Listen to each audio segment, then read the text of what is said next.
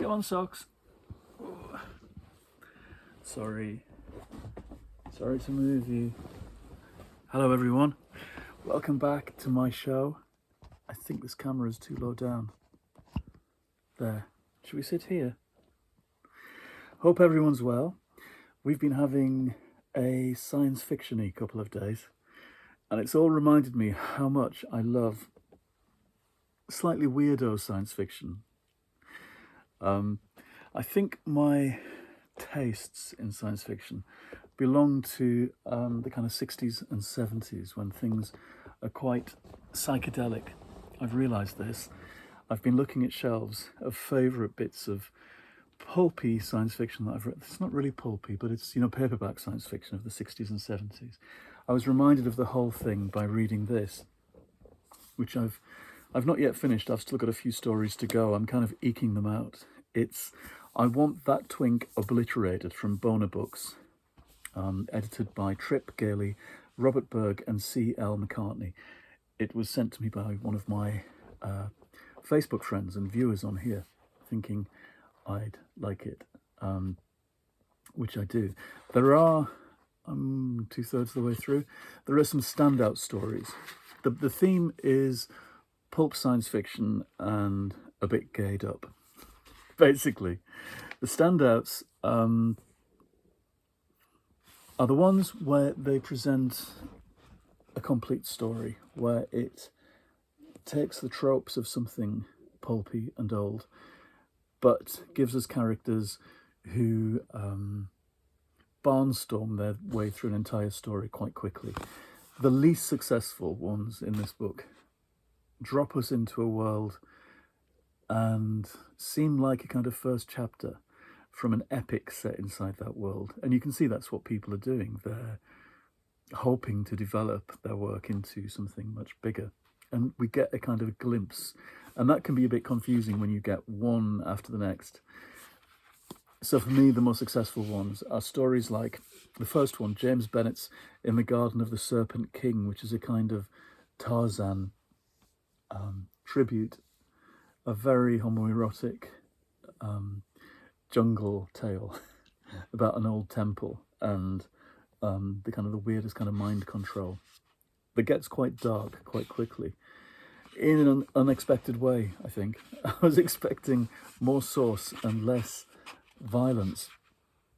I liked Julie Danvers' Shoggoth Town, which is a Lovecraftian tale, but a kind of hard-boiled dick gay detective tale, which works extremely well with a great final twist and some unexpected pathos. It's a tale about a detective with tentacles and multiple eyes, and I love the matter-of-fact way it's told. And there's a stunning bit where we slip between dimensions to meet one of the old gods, and it's like this endless party in a separate dimension. That bit is fantastic, especially. In Sheep's Clothing by Caleb Roerig was, I think that was the assassin tale that I quite liked. Again, it was complete, it was a bit twisty. And Pleasure by Derek Webber, which is a kind of gay Stepford Wives, really, with the kind of science fiction-y, robot-y, mind control stuff going on. So I've still got a bunch of stories to go, but they were the standouts to me, and I'm liking it. I love the production of the book. I think it's really nicely done, really lovely cover, and some names to follow up on. I love that when you read an anthology and there are names to go and look up at the back and find out what else they've done and where they've been published and what's coming next. That's really exciting. I always feel jealous when you look back at anthologies of the past, like when I was looking at the Corgi SF books, and feeling jealous of the people to whom these things were current at the time, who had these things to look forward to coming out, and these writers were new. So it's lovely when you get that feeling about something that's coming out right now. So I'm glad to have this. I went straight on to something from my well, I diverted from this halfway through, saving some of these stories, but I went back to my May book bag to read this, which I've almost finished. Clifford D. Simak and The Werewolf Principle, a book that I picked up for £2 at Bobcat Books in Levenshulme, our local second-hand, culty and new bookshop. And they've got a lovely science fiction fantasy corner. And they did get a big influx of vintage paperbacks a little while ago, and I went and spent some money there. I can't think how long ago, and this was one of them. Clifford D. Simak is somebody I've rarely read, but I read him when I was a kid, and I read a book called Shakespeare's Planet that blew my mind when I was about 10 or 11, and it came from the section in the library where they had the Star Trek books.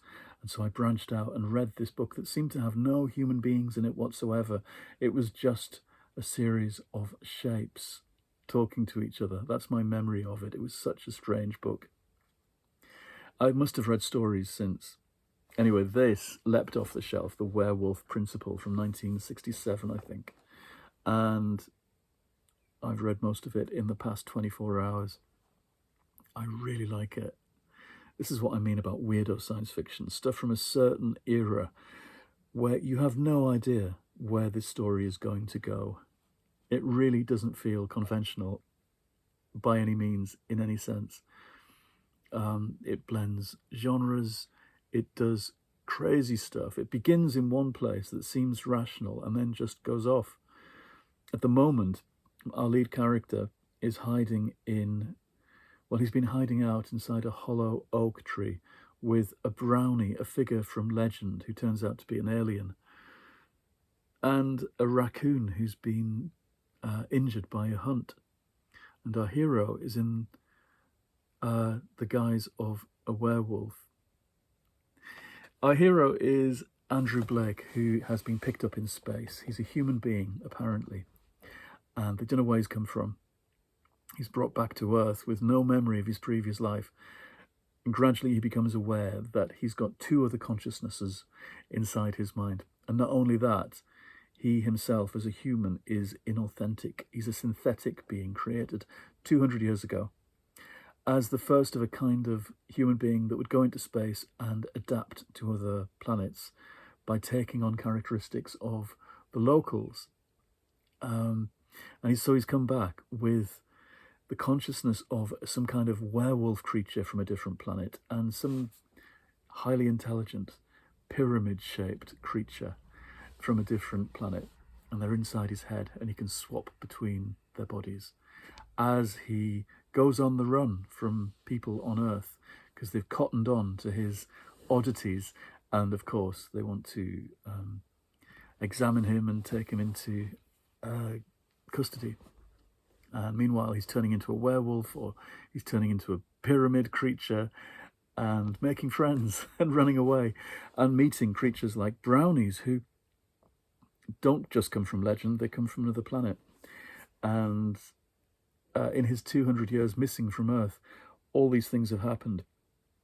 Aliens are amongst us. Houses can take flight. This is a beautiful kind of incidental feature of the book, that all the houses dock in places and then take off. And there's some amazing bits with people having parties as they fly overhead, full of wonderful incidental science fiction-y features like that. They just speak to me of a mind that's just inventing all this stuff constantly and keeping the story thundering onwards, but imagining everything as it goes along and taking great relish in placing us in this alternate world. There's a kind of a fine edge of satire to it as well, of course. You're aware all the way through there's something satirical going on about the nature of personality, of the way people are. You can also see it because it mostly happens in things like diners and offices and people's houses, and then running through the countryside. You can almost see it as a Twilight Zone episode.